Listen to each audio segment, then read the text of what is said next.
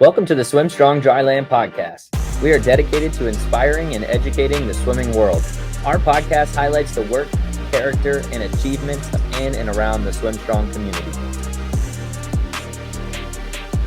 We have Austin Carpenter here for the SwimStrong Podcast, but before we dive into his story, which you guys are going to be wicked inspired by, we have to do our rapid fire question. So Austin, are you ready? Yeah. All right, here we go. Number one, who's a celebrity you would most like to spend a day with? Probably Rob Gronkowski. That's a good choice. That'd be a fun day. If you were to survive on a deserted island and you could only pick two of your teammates to survive with, who would you pick? It would be my two teammates, Jake and Wyatt. I've known them for so long and I trust them. So we'd probably make it out. Got to have that trust to survive. All right, next question. Who is your favorite cartoon character? Donald Duck. There you go. How about your favorite sports team? Definitely the New England Patriots. Oh, man. Dynasty team there. And what's a hidden talent you have that most people probably don't know about? I could label like every country if you gave me a blank map and their flags as well. It's a good skill to have. How about your favorite movie of all time? It's a new movie. It's The Boys in the Boat. Got to go see that. Still in theaters, I think. Well, we'll see when this podcast comes out, but yeah. Check it out. Last thing, what's your favorite thing about SwimStrong Dryland? Definitely the community and the people that I've met. For sure, man. It's always about the people. I love it. Well, thank you. You are one of those. And we appreciate you being a part of the SwimStrong family, Austin. I'm excited for people to get to hear your story and to dive a little bit more into it because I've been crazy inspired seeing your progress over the last year. It's been wild. You've had a meteoric rise. And I think a lot of people don't know what goes on behind the scenes to making that type of thing happen. And you have a unique mindset and story. And I'm wondering if you could just dive in first, just share a little bit of background about how you started swimming in the first place. What did your journey into the sport look like? Well, I was always in sports when I was a little kid. My parents had me in soccer and wrestling, and they always had me in swim lessons because of my big sister. And I passed swim lessons and got on the summer league team, and I still did sports along the way. And then swimming just became the main one that I focused on. And then from there on, it's helped me get to where I'm at today. And you played a lot of different sports growing up. How do you feel like that has contributed to your success in the pool today? Do you feel like that had an impact on you? Yeah, I think playing sports when I was little helped me realize how important it is to be disciplined, because I feel like being disciplined is like a skill that you can't be taught. You have to pick it up on your own. And I feel like the best time to do it is when, you're 5-6 years old playing a sport and having a really good foundation of coaches and parents around you. That's awesome. Yeah, I love it when people play multiple sports growing up and you develop that foundation of athleticism and you develop all kinds of different mindsets. When you're a part of different teams, you always learn something new as you come across different people. And actually, even now, I think most people might not know this about you, but you're a multi-sport athlete now, correct? Yeah, I played water polo in the fall for my high school. And go ahead. I'm sorry. It helps a lot with swimming because it's a great way to train and have fun. And yeah, it just carries over a lot to the pool. What's interesting about that is that so a lot of people might say something like, hey, you do water polo, so that takes away from how long is the season? How long is the water polo season? So it starts beginning of August and it goes to the beginning of November. Okay. So you have a pretty big chunk where people start like going hard in the pool, right? And training only swimming, competitive club swimming, and you're taking time to play water polo there. And obviously you're still in the water, but people will be like, oh, why would you Why would you do that? And yet you've had crazy success. You're now one of the top 5 recruits in the country. You've skyrocketed on the national board, which I don't think people have any idea the type of potential you still have in you. How did you do that? Like, how did you do that? You don't even swim competitively year round. Yeah. And you're doing the things that you're doing. So what gives? How did you end up making that happen? I started playing water polo my freshman year, and the first meet back from water polo season, I only trained polo. I did not go to a single swim practice like that whole 3 months. It was just water polo. And the first week back of swim, because my swim coach, he wants like pretty much all of his swimmers to play water polo if they can or if they want to, because he builds us back into the season and back into shape, into swim shape right after water polo. So the first week back, my freshman year, all we did was just pretty much learning how to swim again, like learning all the strokes. And I couldn't swim breaststroke, even though water polo is like a lot of breaststroke kicking or alternating. And yeah, first week back, I had a swim meet and I dropped time in all of my events, which, that gave me a lot of hope. And so the more I trained, the more I would keep dropping time. And then eventually I got to the state championships, which was about 3 to 4 months after.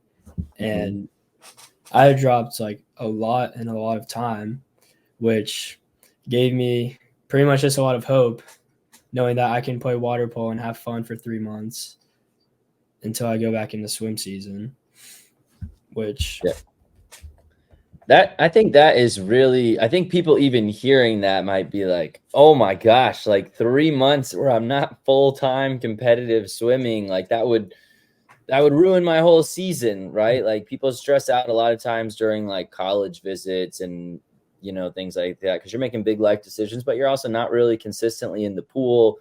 And a lot of times athletes and coaches and parents will stress about like, oh, we got to be in the pool all the time. Like swimming is a sport where you got to constantly be in the pool and training at a high level. And what you're saying is you just had a lot of fun doing another sport, which you're still training and you're getting something in the water, but it's certainly not the same thing.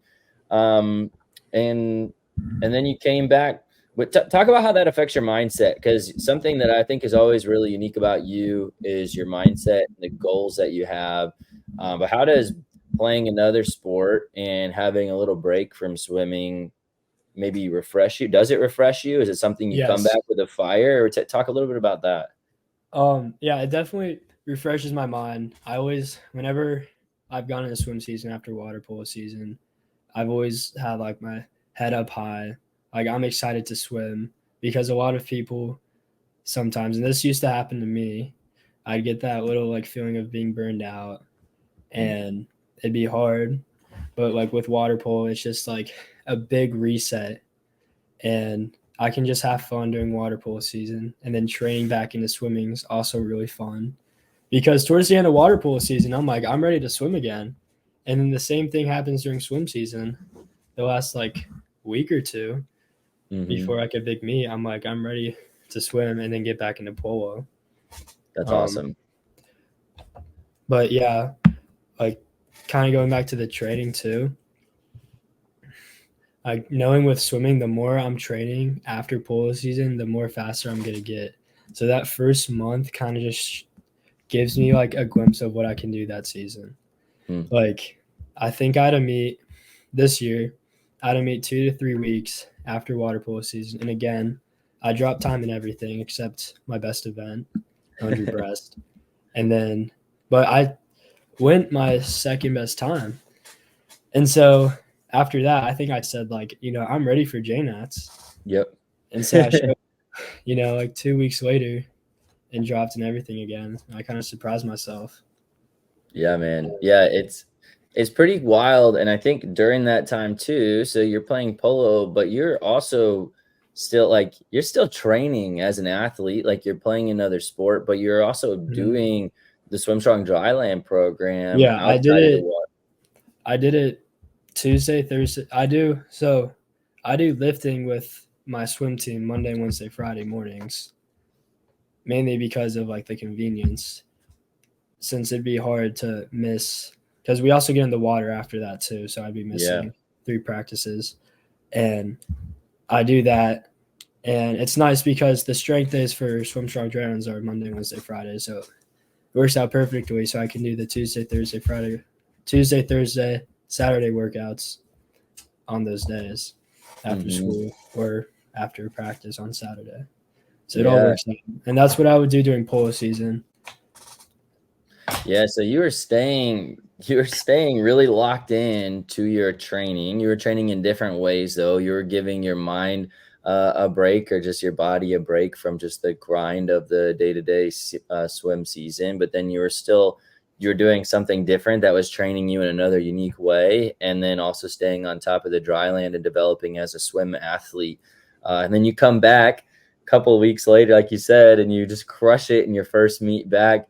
And then I remember you started talking about your goals for junior nationals, and some of the things that you wanted to do. And I won't give away, spoil all the goals and things that you have down the road too, but they're big goals. And then you came to junior nationals and just absolutely tore it up, and ripped out a 53 in your 100 breaststroke, and just like, I think you went best times in every event you swam, if I'm not mistaken, by a lot. So that inspired me, because I know that doesn't just happen, right? Like, so some people might hear this and be like, oh, it is good to can be good to take a break or do something different or play multiple sports. But also there's a lot of discipline that goes into making sure that is beneficial and is powerful, and you get the results that you want, right? Like, it didn't just happen for you, and you're super humble and understated in the way that you carry yourself. But can you talk a little bit about some of the goals you had at junior nationals, and what type of discipline it took and is taking for you to continue to reach the levels you're trying to reach? 2022 JNATs, I did not have a cut. I did not have a JNAT cut even going into 2023. At all? You didn't have a JNAT cut going into 2023 at all? Okay. And so in February of 2023, I went a 54.3. This was like a month after turning 15. I dropped like 3 seconds or 2 seconds.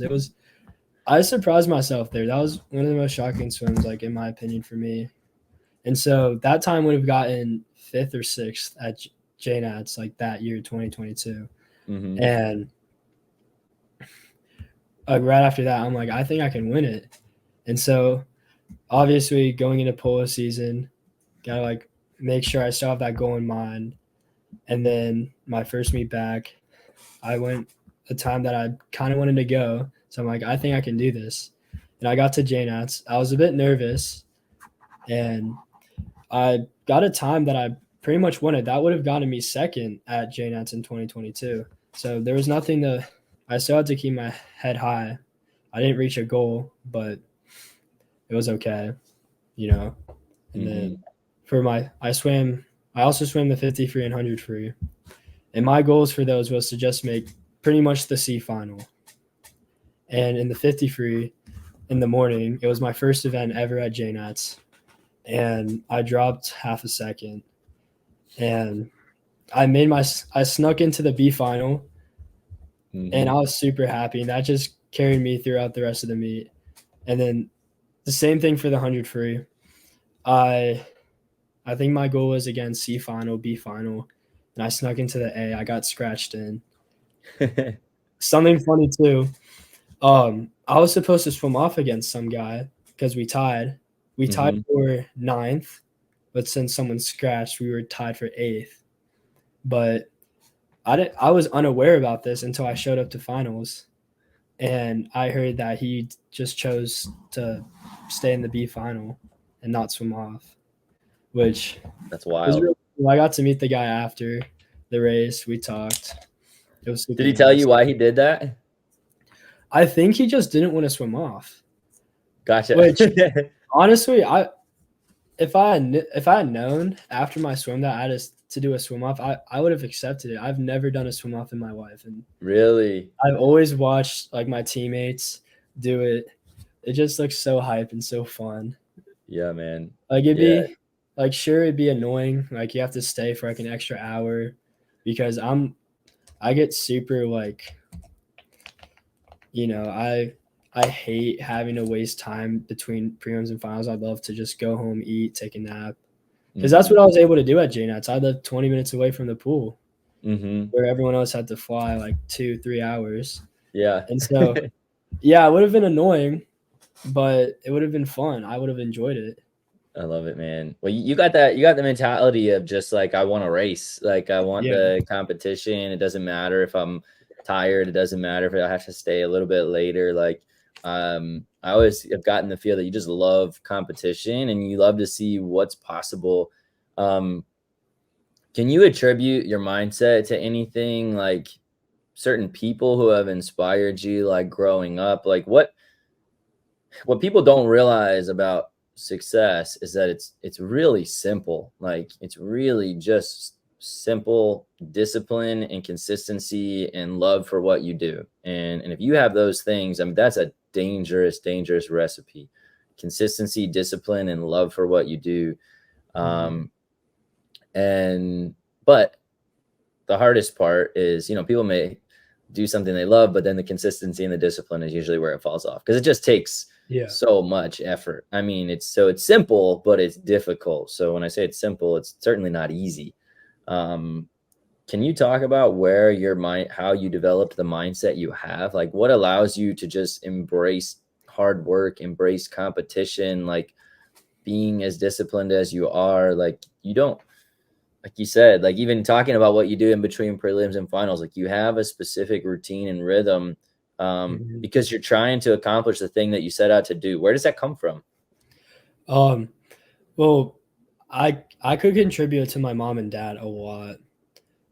My dad, he served in the Marines, and it took a lot of discipline. He would always tell me this one particular story.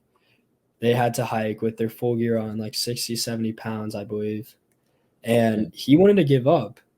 And, he had blisters on his feet and everything. And obviously it was hard.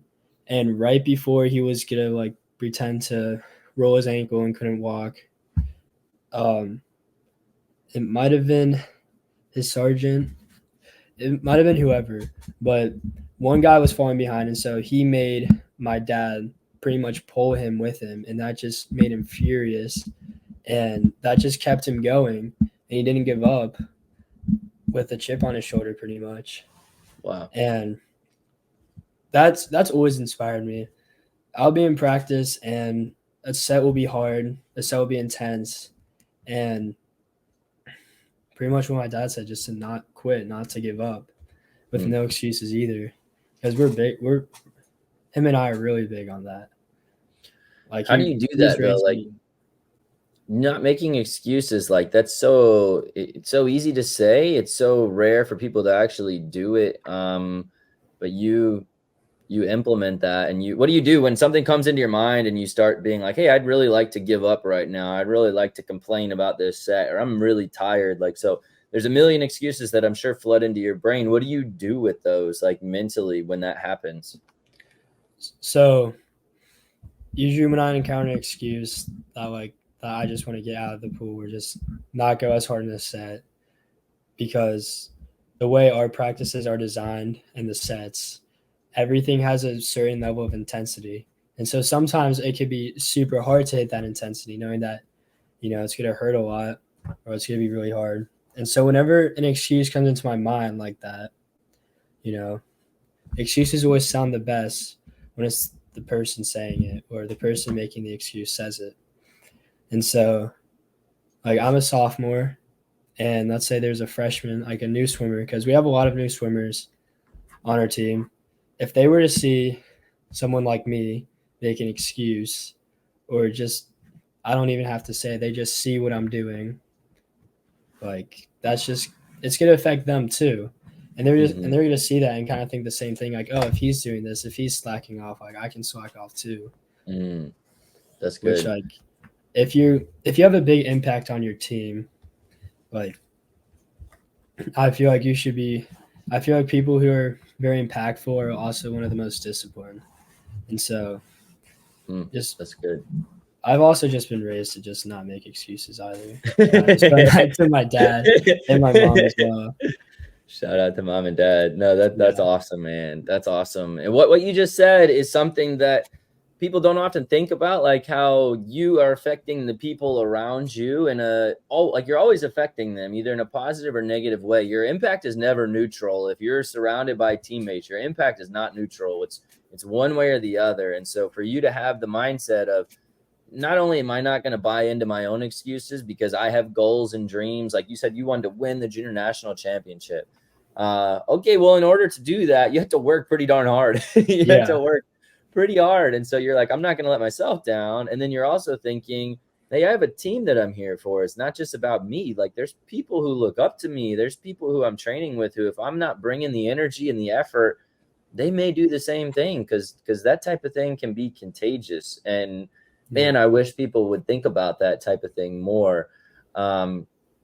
And I think that's a big thing that we're passionate about with SwimStrong too, is just having a community of people who have a phenomenal mindset and care about more than just themselves.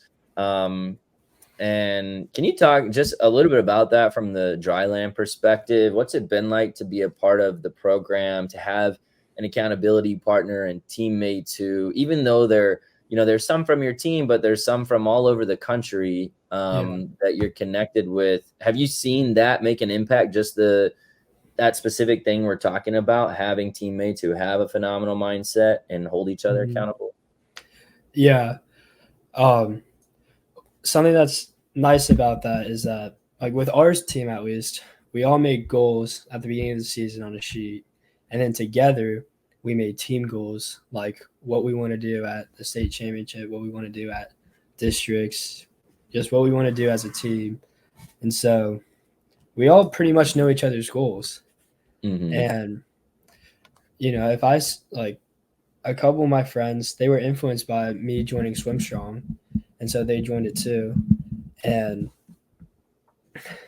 we hold each other accountable, making sure we do our workouts, making sure we do them good. And it's easy to tell too. Like, all the people around me on our team, we've been having a lot of success this year. Last year, I believe we were maybe 11th or 12th place at states, and right now we're the best team in the state just by swim crowd. But again, that's awesome. That's like the most reliable thing we can go off of right now. Just we've been building each other up more and more. That's awesome. I believe there's a verse in the Bible, like, as iron sharpens iron, as friend sharpens friend. Pretty much that.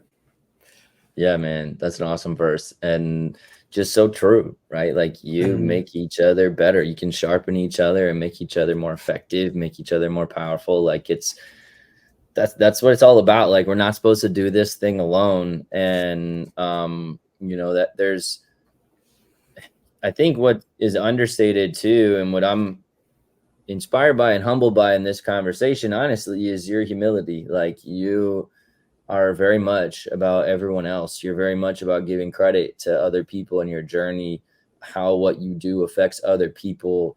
To me, that's how, like, you can experience the most joy and have the biggest impact and be a leader is through really caring about others, and that's how you can have maximum impact. But it also has an impact on yourself too, and there's a lot of joy that comes with that.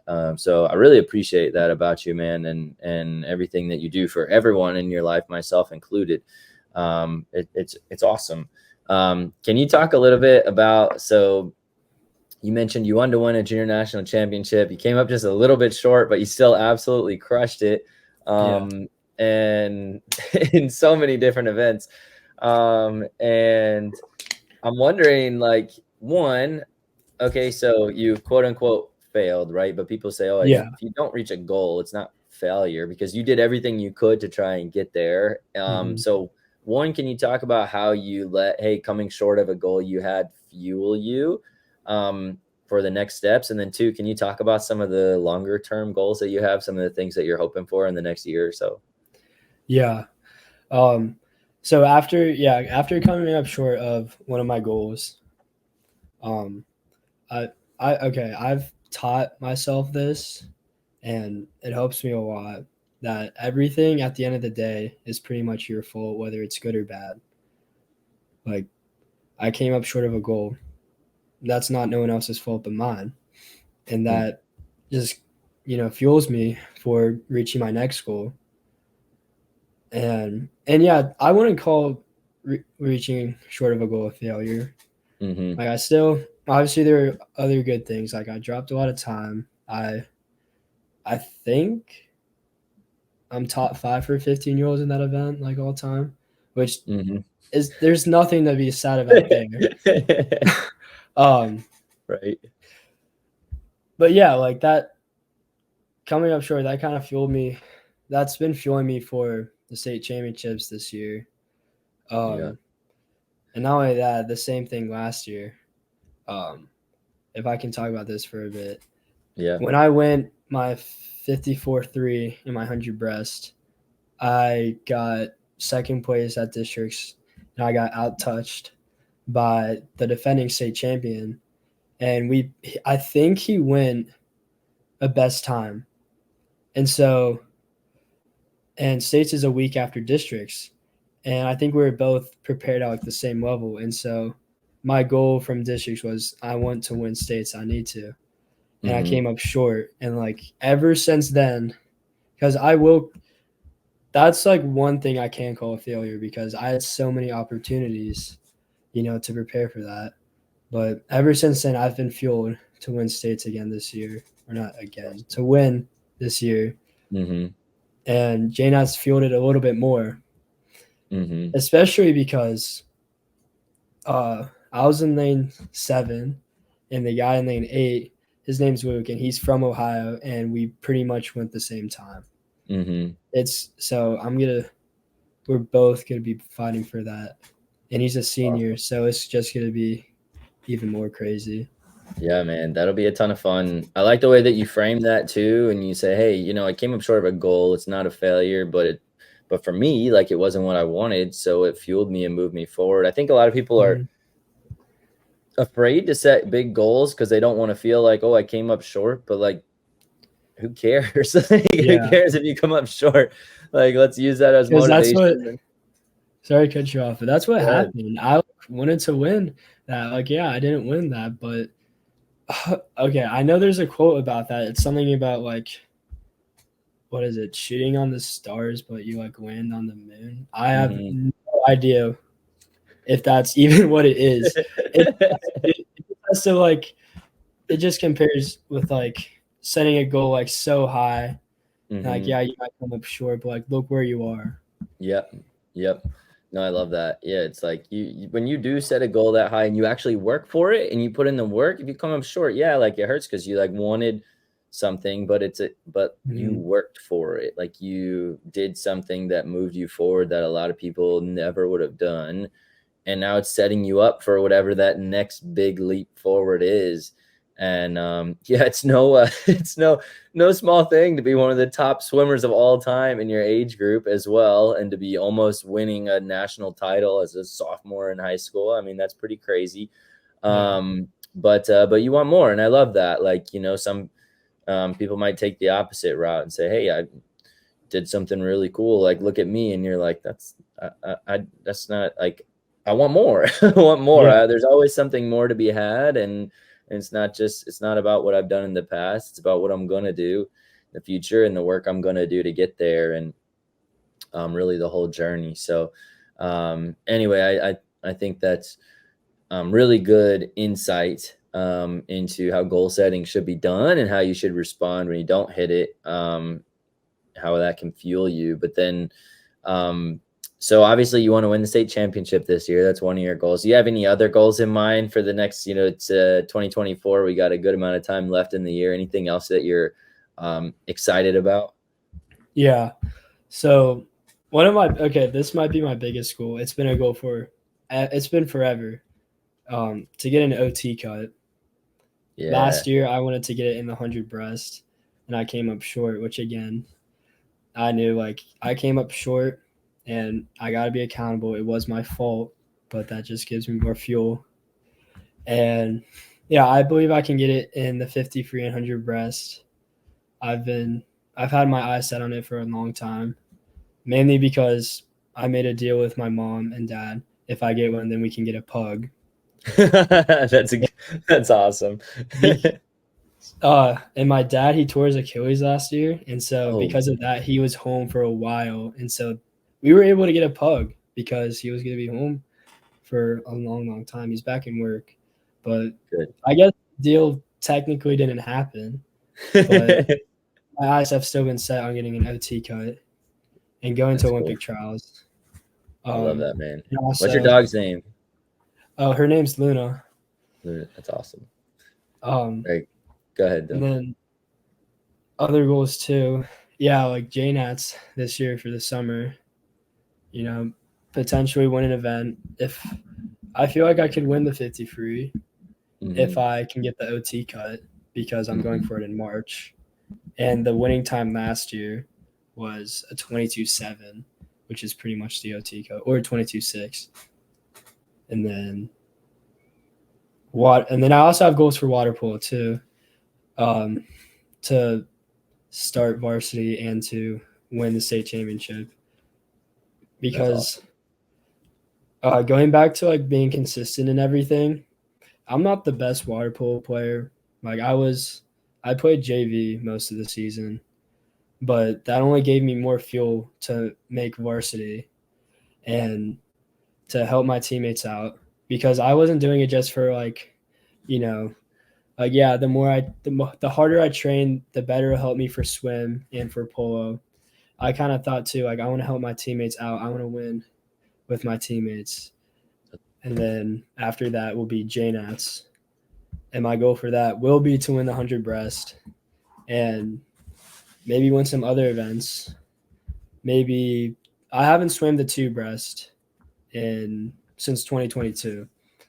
And so we got to get you in that one, man. We got to get you in that. Yeah. I can maybe train for that and see what I can do, because you never know. There's going to be fast competition. That won't really affect what I can do. Yeah. I think it's interesting too. It's not even, you're doing things because you like them. Even hearing you talk about being, hey, as JV on water polo, you're not the best of the best. That means on your team, obviously, but you're still doing it and taking time away from sport and swimming, where you are one of the best in swimming right now. And with tons of potential left. But people would think, why would you spend time, doing something that you're not the best at if you're really good at something else and you enjoy it? And you have this fire. And I love that. And something else you said that's really striking to me that I feel like most people don't have is, you said, the way you worded it is that essentially you take ownership. If I come up short of something, it's on me. It's not on anybody else. And man, so many people, when they come up short of something, want to blame anyone and anything besides themselves. And you're like, no, it's on me. Even if somebody else maybe had, obviously there's a lot more than just you, as a part of your process, but you're like, no, it's on me. Yeah. It can sometimes be the harder route to take, which, it's very, very easy to just say, oh, this person this person that, oh, if maybe my coach did this, oh, if maybe my teammates, but the harder route to take is just to say it was my fault. I'm accountable for this. I'm accountable for the outcome. That's awesome, man. Well, I appreciate you sharing your insights into your journey, your mindset. Is there anybody, coaches or people you want to shout out before we hop off here? Yeah. Both my swim coaches, Kyle and Mr. McKinley, they're both really great mentors. Same with my lifting coach at school, Mr. Opresti. And yeah, my mom, my dad, my older sister, and just all my teammates, and just everyone. I mean, and SwimStrong, obviously, Dude, man, and just love everyone who's just been supportive, and everyone who's just been with me on this journey. Yeah, man.